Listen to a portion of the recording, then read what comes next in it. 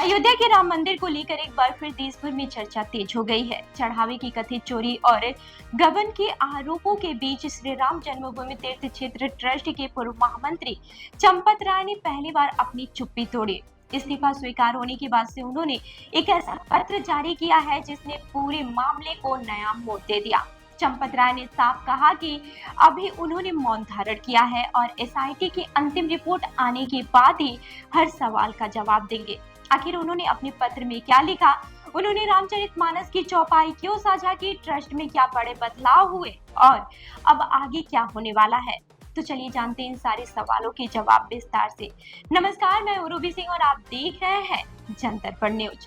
बता दें कि राम मंदिर में श्रद्धालुओं के चढ़ावे की कथित चोरी और गबन के आरोपों के बाद से पिछले कुछ दिनों से लगातार घटनाक्रम तेजी से बदल रहा है।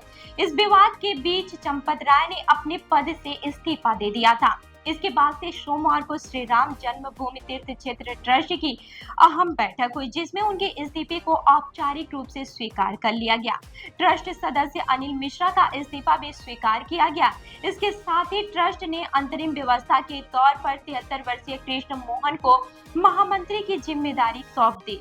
लेकिन इन सब घटनाओं के बीच सबसे ज्यादा चर्चा उस पत्र की हो रही है जिसे चंपत राय ने अपने एक्स अकाउंट पर साझा किया है। इस पत्र का शीर्षक था चंपत राय की पाती राम भक्तों के नाम। पत्र साझा करने के साथ ही उन्होंने रामचरितमानस की प्रसिद्ध चौपाई लिखी, धीरज धर्म मित्र अरुणारी आपद काल परिखहि चारी। इस चौपाई का अर्थ है कि धैर्य, धर्म, मित्र और जीवन साथी की असली परीक्षा संकट के समय में ही होती है। माना जा रहा है कि इस संदेश के जरिए उन्होंने अपने समर्थकों को धैर्य रखने का संकेत दिया। पत्र में चंपत राय ने लिखा कि 7 जून 2026 से राम मंदिर परिसर के दान पात्र की गणना के दौरान हुई कथित चोरी को लेकर लगातार तरह तरह की चर्चाएं चल रही हैं। उन्होंने कहा कि इस पूरे मामले में व्यक्तिगत रूप से उन पर कई अनगढ़ और निराधार आरोप लगाए गए। हालांकि उन्होंने किसी भी आरोप का सीधा जवाब अभी भी नहीं दिया। उन्होंने लिखा कि ट्रस्ट की 6 जुलाई को हुई बैठक में एसआईटी की प्राथमिक रिपोर्ट पेश की गई थी। ये रिपोर्ट परम गोपनीय थी, लेकिन बाद में सार्वजनिक हो गई। इसके बावजूद उन्होंने फिलहाल कुछ भी कहने से इनकार किया और साफ शब्दों में लिखा कि उन्होंने मौन धारण कर लिया है। उनका कहना है कि जैसे ही एसआईटी की अंतरिम रिपोर्ट सामने आएगी, वे एक एक आरोप और हर सवाल का क्रमवार जवाब देंगे। उन्होंने भरोसा जताया है कि उस समय पूरा सच देश के सामने होगा।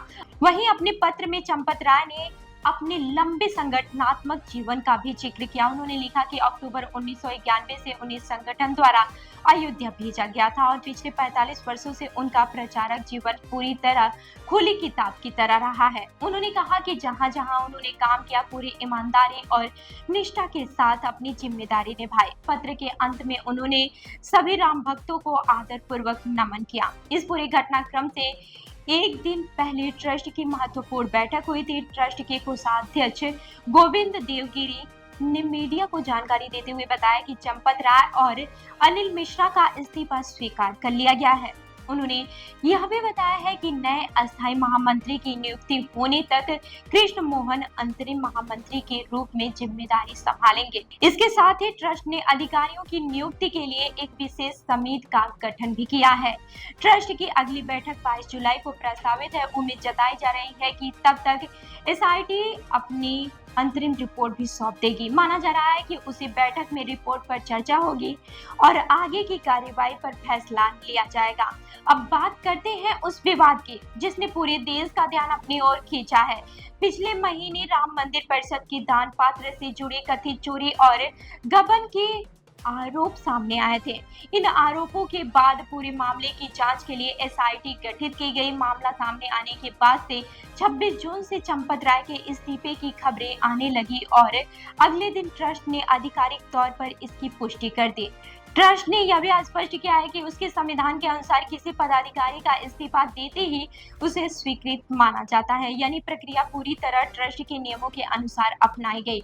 अब जिम्मेदारी संभाल रहे कृष्ण मोहन का भी लंबा प्रशासनिक अनुभव रहा। भारतीय वन सेवा यानी कि आईएफएस के पूर्व अधिकारी हैं। उत्तर प्रदेश के हरदोई जिले के रहने वाले कृष्ण मोहन ने लखनऊ विश्वविद्यालय से भू विज्ञान में एमएससी की पढ़ाई की। इसके बाद से वे महाराष्ट्र कैडर के आईएफएस अधिकारी बने हैं। वन विभाग में कई महत्वपूर्ण पदों पर काम करने के बाद वर्ष 2012 में अतिरिक्त प्रधान मुख्य वन संरक्षक के पद से सेवानिवृत्त हुए। बहुत कम लोग जानते हैं कि आईएफएस अधिकारी बनने से पहले उन्होंने कुछ वर्षों तक परमाणु ऊर्जा विभाग में वैज्ञानिक के रूप में भी काम किया था। इसके अलावा राष्ट्रीय स्वयंसेवक संघ में भी उन्होंने नगर संचालक, जिला संघ संचालक, प्रांत संघ संचालक और क्षेत्र संघ संचालक जैसी कई महत्वपूर्ण जिम्मेदारियां निभाई। पिछले वर्ष ट्रस्ट सदस्य कामेश्वर चौपाल के निधन के बाद उन्हें श्री राम जन्मभूमि तीर्थ क्षेत्र ट्रस्ट का सदस्य बनाया गया था। जनवरी 2024 में राम मंदिर के प्राण प्रतिष्ठा के दौरान वे अपनी पत्नी के साथ यजमान दंपति के रूप में भी शामिल हुए थे। अब उन्हें अंतरिम महामंत्री की जिम्मेदारी भी सौंपी गई है। फिलहाल पूरे मामले की सबसे अहम कड़ी एसआईटी की अंतिम रिपोर्ट मानी जा रही है। यानी ये रिपोर्ट तय करेगी कि कथित चोरी और गबन के आरोपों में कितनी सच्चाई है और आगे क्या कार्रवाई की जाएगी। दूसरी ओर चंपत राय ने भी साफ कर दिया है कि वे अंतिम रिपोर्ट आने से पहले कोई सार्वजनिक बहस नहीं करेंगे और रिपोर्ट आने के बाद सभी सवालों का विस्तार से जवाब देंगे।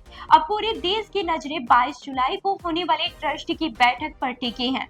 माना जा रहा है कि इसी बैठक में एसआईटी रिपोर्ट पर चर्चा होगी, नए अस्थायी महामंत्री को लेकर निर्णय हो सकते हैं और पूरे विवाद पर ट्रस्ट अपना आधिकारिक रुख भी स्पष्ट कर सकता है।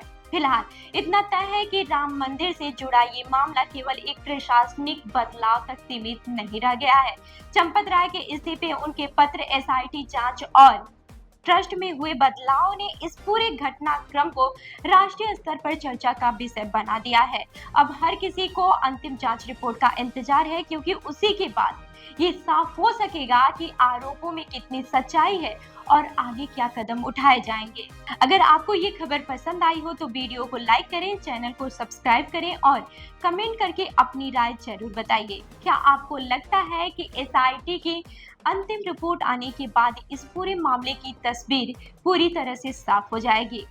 मिलते हैं अगली खबर में, तब तक के लिए देखते रहिए जनदर्पण न्यूज। धन्यवाद।